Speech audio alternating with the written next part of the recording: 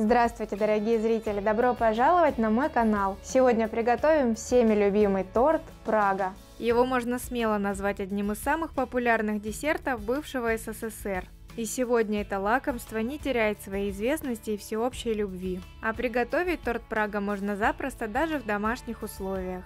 Мой рецепт не совсем по ГОСТу, но поверьте, что готовый торт получается еще вкуснее оригинала.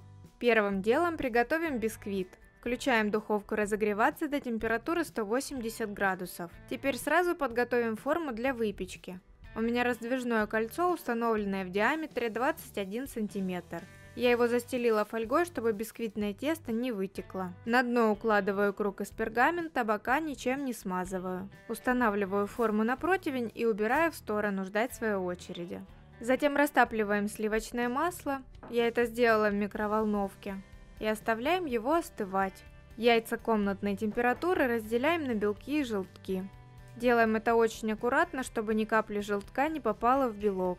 Если желток попадет в белок, то он не даст хорошо взбиться белку. Для перестраховки лучше каждое яйцо разделять отдельно от общей чашки. Емкость для взбивания белков должна быть сухой и чистой, без единой капли влаги и жира. В белки добавляем щепотку соли. И начиная с небольших оборотов взбиваем до устойчивой пены, постепенно переходя до средней скорости. Когда появилась пена, не прерывая взбивания, небольшими порциями добавляем половину нормы сахара и взбиваем до устойчивых пиков. Вот такая плотная меренга должна получиться в результате.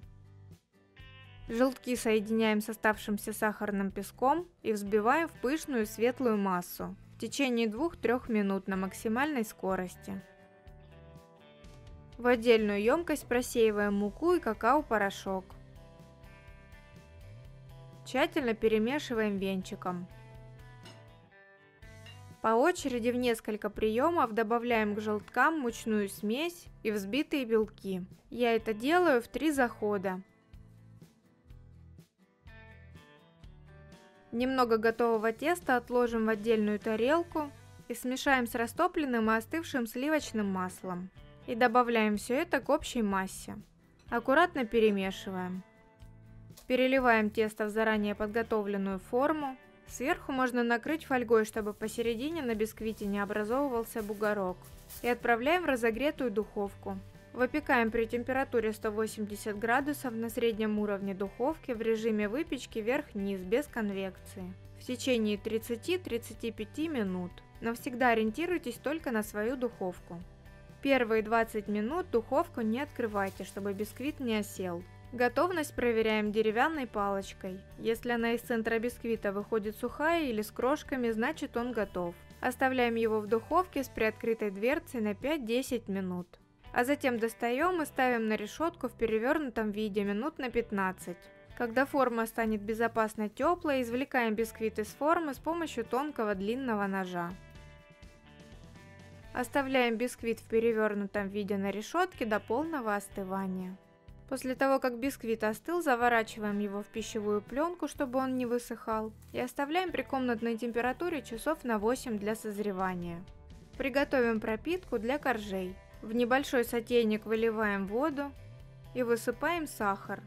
Помешивая, доводим до кипения и снимаем с огня. При этом сахар должен полностью раствориться.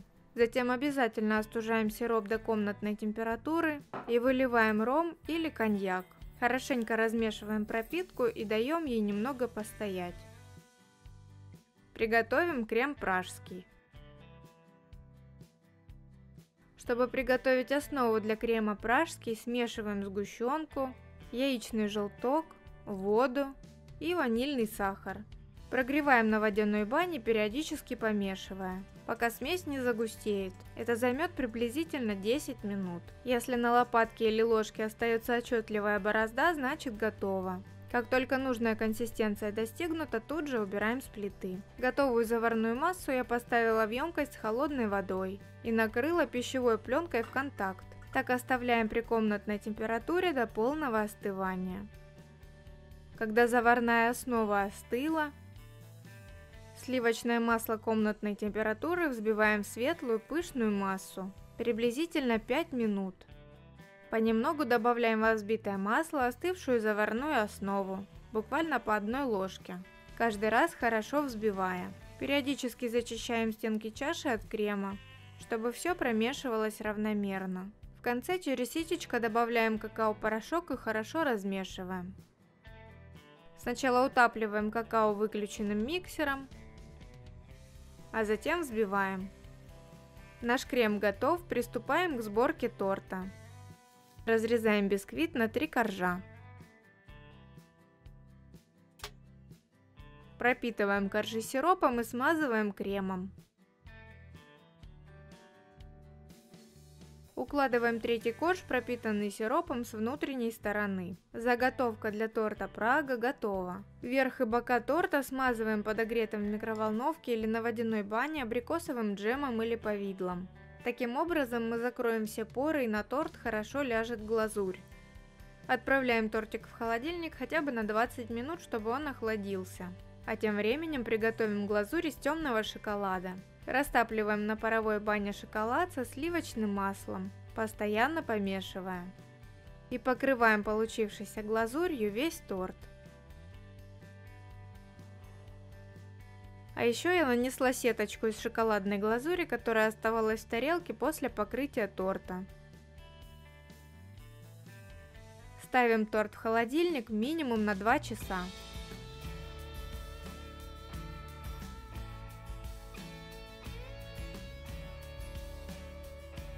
Делитесь в комментариях своими мыслями об этом рецепте, обязательно подписывайтесь на мой канал, нажимайте на колокольчик, чтобы не пропускать новые видео. Ну а у меня на сегодня все, всем спасибо за просмотр, увидимся в следующих видео.